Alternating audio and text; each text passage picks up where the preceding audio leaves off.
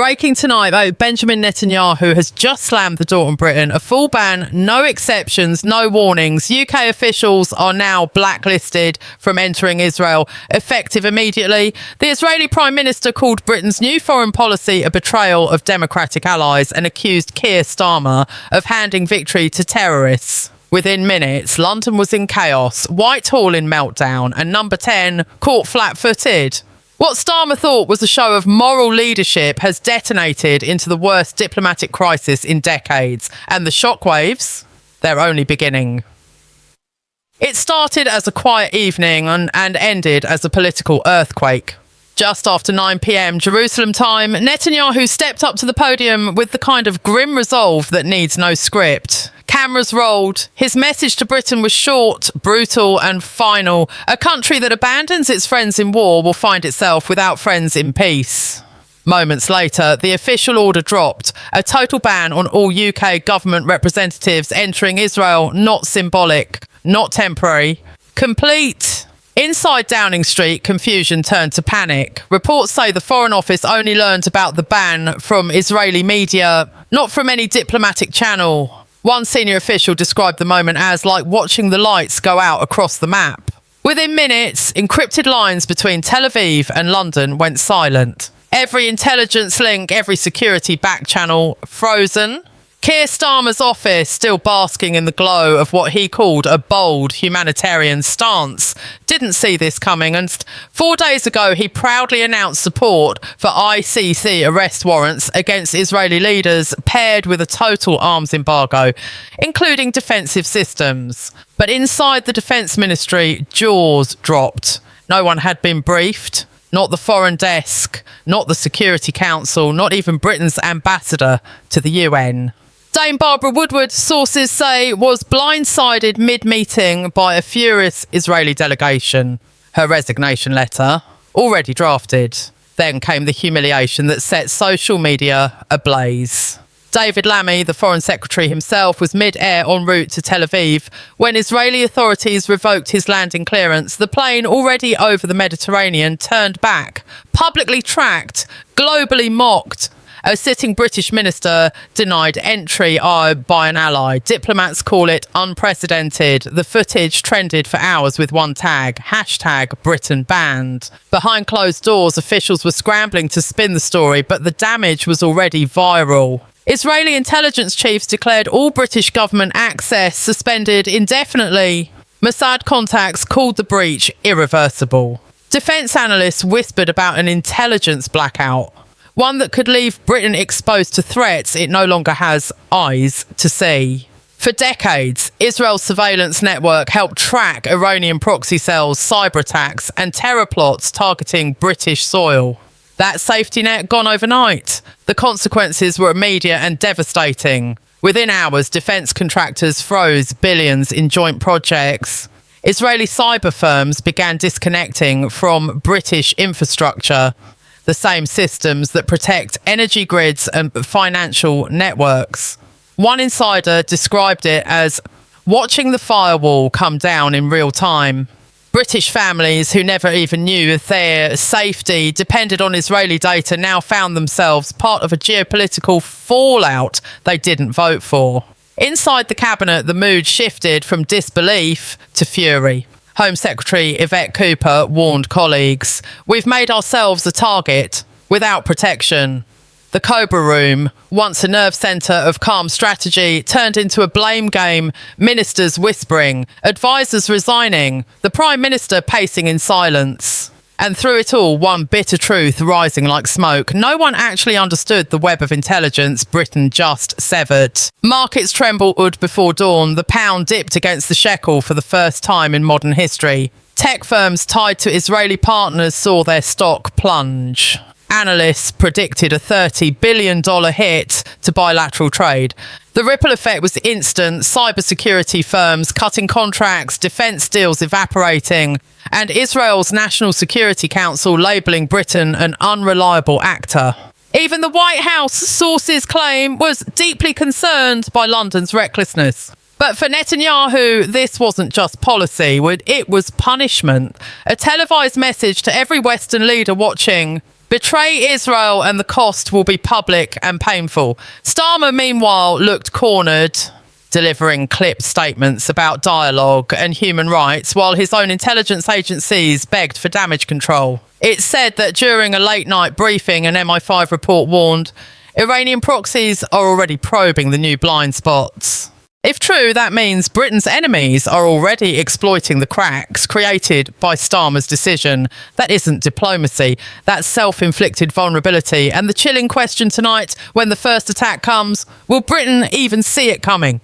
By the next morning, the crisis had crossed the Atlantic. In Washington, the fallout was described by one intelligence official as a slow-motion train wreck with the brakes ripped out. The US State Department, blindsided and furious, demanded immediate clarification from London. The reason was simple. The British-Israeli intelligence bridge wasn't just bilateral, it was part of the Five Eyes network that tied together the US, UK, Canada, Australia and New Zealand.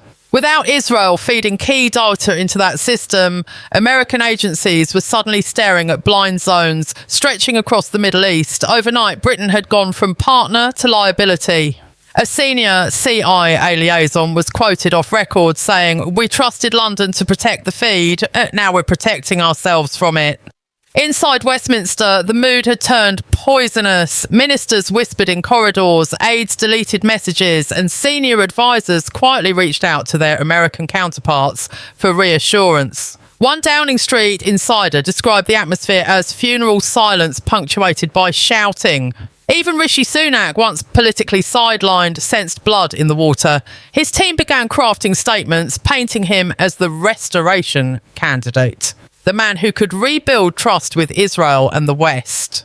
For the first time in months, Conservative polling surged above 50%. The Labour lead collapsed overnight, dragging Starmer's approval numbers with it. In the space of 24 hours, the Prime Minister who promised moral clarity was now the face of national insecurity. Foreign policy veterans were merciless in their analysis. Former MI6 Chief Sir Alex Younger called it the most reckless diplomatic act since Suez. Lord Robertson, once a NATO Secretary-General, warned that Britain's intelligence credibility had been eviscerated. Every think tank, every late-night panel, every political commentator said the same thing. Starmer didn't just anger an ally, he crippled a partnership that kept British citizens alive. One headline in The Telegraph summed it up perfectly. From peacemaker to risk-maker, Starmer's moral misfire.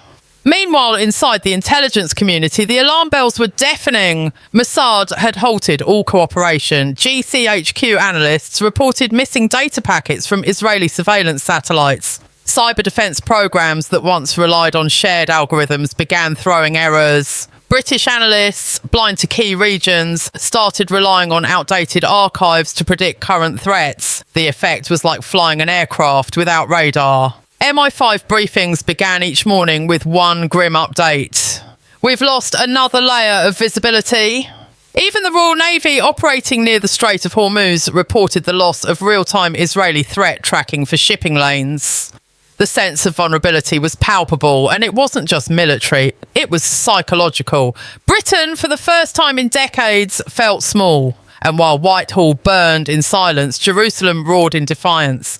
Israeli media celebrated the ban as a historic stand. One anchor called it a warning shot to the West. Support terrorists, lose allies. The Israeli public, usually divided, rallied behind Netanyahu. His approval rating surged. Footage of British officials denied entry at Ben Gurion Airport played on loop, with commentators laughing at what they called the new British irrelevance. It wasn't just punishment, it was humiliation, broadcast live. In private meetings, Gulf allies took Israel's side. Saudi Arabia, Bahrain and the UAE issued quiet statements of sympathy, hinting that Britain's reliability as a security partner was now in review. Even Jordan, historically close to London, suspended talks on counter-terror operations. Within diplomatic circles, the word pariah began to circulate. Not for Russia, not for Iran, but for the United Kingdom. It was the kind of reputational collapse that usually takes years. Starmer had achieved it in 4 days. Inside number 10, the desperation deepened. Emergency calls went out to Washington, Paris, Berlin. every capital that still answered. Starmer personally requested a conversation with Netanyahu. The Israeli response was blunt and devastating. Dialogue suspended until policy reversal. In other words, apologise publicly or stay exiled. Starmer refused, claiming Britain must stand for justice, even at cost. But behind the scenes, aides say he looked hollow. Reports leaked of cabinet meetings where even his closest allies questioned his judgment.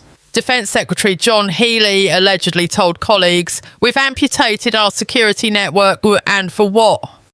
By midweek, London was being compared to a house on fire. Parliament was gridlocked.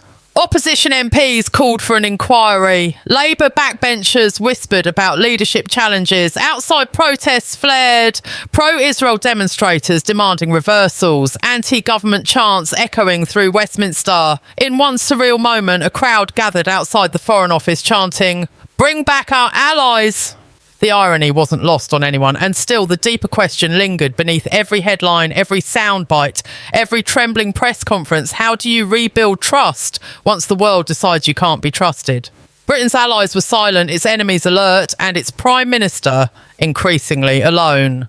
And as another encrypted cable arrived from Tel Aviv, carrying intelligence Britain was no longer authorised to read, one chilling phrase appeared at the bottom of the classified summary: "This will not be forgotten." Was that a warning or a promise of what's still to come? The diplomatic collapse quickly mutated into an economic catastrophe. By the time the markets opened in London, traders already knew what was coming: a financial reckoning. Israel's finance ministry had confirmed it was freezing all bilateral investment frameworks, halting trade talks, and suspending billions in tech collaborations. Within hours, British defence contractors, cybersecurity firms, and research institutions felt the tremors.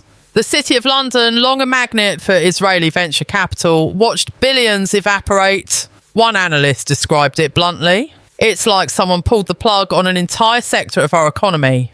At the London Stock Exchange, companies tied to Israeli technology saw share prices plummet. British defence firms that relied on Israeli components for surveillance and missile systems reported losses so steep that trading halts were triggered automatically. Lockheed Martin, BAE Systems, and Thales issued internal memos warning of strategic disruption.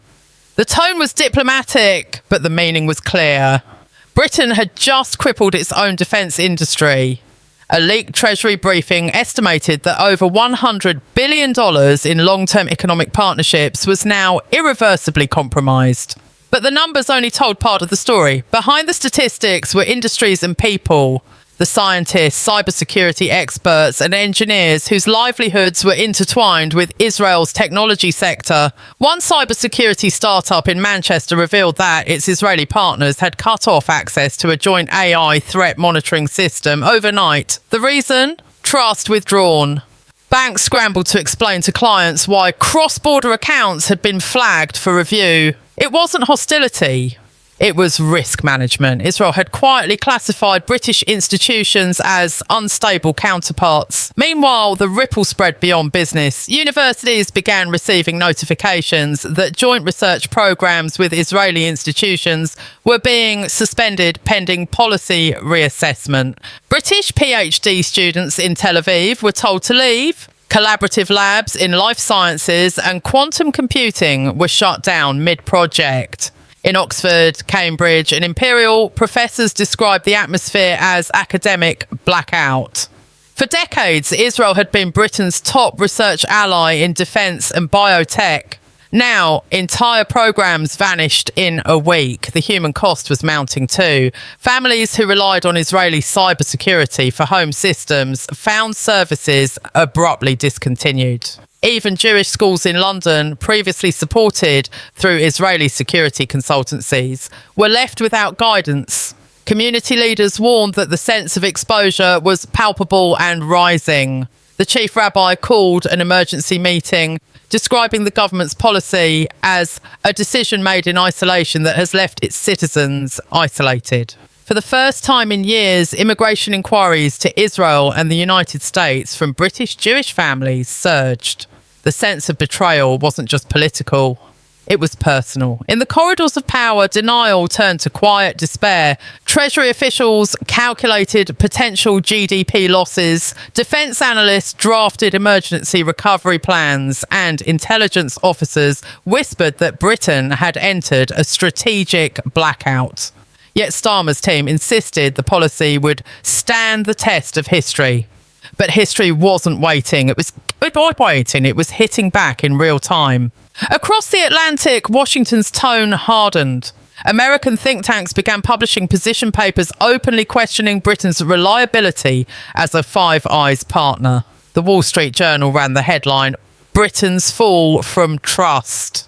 Inside NATO, unease spread like static. France and Poland expressed concern about Britain's strategic stability. Germany called for an internal assessment of intelligence sharing frameworks involving the UK. Even Australia, once London's staunchest ally, reportedly paused sensitive cooperation. A senior NATO official, speaking anonymously, described Britain's standing as damaged beyond precedent. One diplomat summed it up in 6 words. You can't lead when no one follows. At home, the opposition smelt opportunity. Rishi Sunak seized the narrative, calling Starmer's policy strategic vandalism disguised as virtue. His speeches struck a nerve with a public increasingly anxious about national security and economic decline. The media amplified every stumble from Number 10. Editorials in every major paper carried the same tone, disbelief mixed with alarm. The Guardian asked whether Britain was governing itself into isolation. The Times called it the biggest self-inflicted wound since Brexit. And as night fell, another headline dropped. Israel's energy ministry had instructed its firms to redirect natural gas partnerships away from British buyers. The move triggered panic in Whitehall, where emergency energy committees were already in session. One official described the mood as pure dread. Britain's energy market, already fragile, was now facing a gap no one had planned for. Behind every closed door in London, one question echoed: how much more can Britain lose before it realises what it's lost? Yet no one dared say it out loud, not in front of the cameras, not in Parliament, not even in private briefings. Because the unspoken truth was unbearable. The crisis wasn't just about policy anymore. It was about credibility, trust and survival on the world stage. And as the next morning's security memo landed on the Prime Minister's desk, stamped eyes only, one chilling line stood out among the chaos. Foreign intelligence services have reclassified the United Kingdom as a secondary node. Secondary by a word that once applied to others. Now it was Britain's new identity. But if this is only the beginning of the economic collapse, what happens when the security consequences finally hit home? By the end of the week, the consequences of Starmer's decision could no longer be contained by press releases or diplomatic spin. The intelligence blackout was no longer theoretical. It was visible in every department that once depended on Israel's unseen hand. British security services, accustomed to early warnings and data streams from Israeli intercept networks, were suddenly deaf. MI5's threat matrices began returning blank sectors where Israeli inputs once filled the gaps. For the first time in 2 decades, London had no direct read on Hezbollah's movements in Syria, no updates on Iranian nuclear developments, and no cyber briefings on Hamas financing networks inside Europe. It wasn't just a data loss, it was the strategic equivalent of turning off the radar in a war zone. Inside MI6, senior analysts described the silence as unnerving. One officer admitted, "You can feel the absence. It's like staring into fog and pretending it's daylight." Critical counter-terror alerts that used to come from Tel Aviv were now delayed or incomplete. The Home Office, trying to maintain calm, issued internal guidance insisting Britain's independent capabilities remained robust. But the illusion crumbled the moment the first real test came. A coordinated phishing wave targeting the Ministry of Defence traced back to Iranian cyber units. Normally Israel would have flagged it before impact. This time it slipped through, breaching internal servers before being caught by emergency protocols. Officials called it contained, but insiders said it was a warning shot that hit too close to home. The sense of exposure deepened across Europe. NATO command centres that once relied on Britain's Israeli-linked intelligence feeds began bypassing London entirely. Real-time data flows on Middle Eastern missile testing were rerouted through Washington and Berlin. Britain, once a core member of every early warning network, was now on the distribution delay, receiving second-hand updates hours late, sometimes days. The quiet reclassification of Britain from primary to secondary intelligence partner became an open secret in Brussels. Diplomats whispered what the memos could not state outright.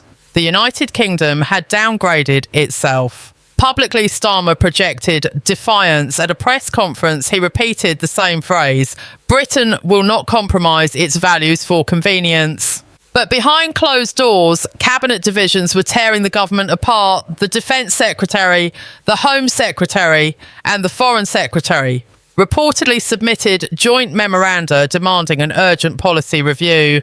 Their language was blunt. The ban had created an immediate national security deficit. Starmer refused to backtrack, insisting that Britain's moral position would be vindicated by history. But history doesn't wait for hindsight. It delivers consequences in real time. And the consequences kept coming. The intelligence freeze began bleeding into military logistics. Israeli software embedded in British defence systems required periodic updates for functionality and security. With cooperation severed, those updates stopped. Technicians at RAF bases warned that certain missile tracking programs were functionally degrading. One source described the situation as running defence software with a blindfold on.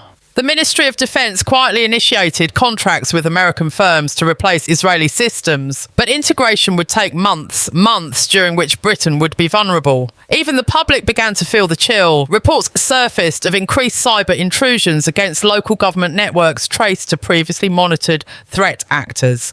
The government's ability to issue rapid responses weakened. Civil servants received training materials on operating under intelligence austerity. A phrase so bleak it spread through social media within hours. Security experts filled the airwaves, warning that Britain had entered the most dangerous period since 9/11. In Parliament, opposition voices accused Starmer of gambling with public safety to score moral points.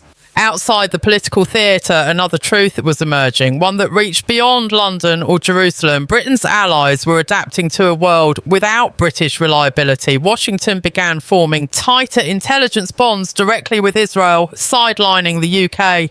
The Gulf states deepened coordination with Tel Aviv, ignoring Britain altogether. Even France, historically wary of Israeli alignment, began hinting at new defence cooperation frameworks that deliberately excluded London. The message was silent but unmistakable. The world was moving on. And in the midst of this isolation, whispers began within Starmer's own party. Senior Labour figures, alarmed by polling numbers collapsing into the teens, discussed leadership challenges behind closed doors, and the Prime Minister, once hailed as a steady hand, now faced headlines describing him as the man who lost Israel. His briefings grew shorter, his circle smaller, and his tone increasingly brittle. He told advisers, "We'll rebuild what's lost," but the looks around the table told another story. No one believed it could be rebuilt. Then came the final blow. A classified report from M25, leaked to select members of the Security Council, confirmed that Iranian proxy groups operating in Europe were now active in testing Britain's new vulnerabilities. The language was cold, clinical, and devastating. Operational gaps are being identified and exploited in real time. It was the nightmare scenario, an open admission that lives were now at risk because of a political decision made for moral theatre. As midnight fell over London, sirens echoed near Whitehall, security drills officials said. But for those watching the crisis unfold, one haunting question lingered in the silence between alerts. When the next threat emerges from the shadows, will Britain still have anyone left to call for help?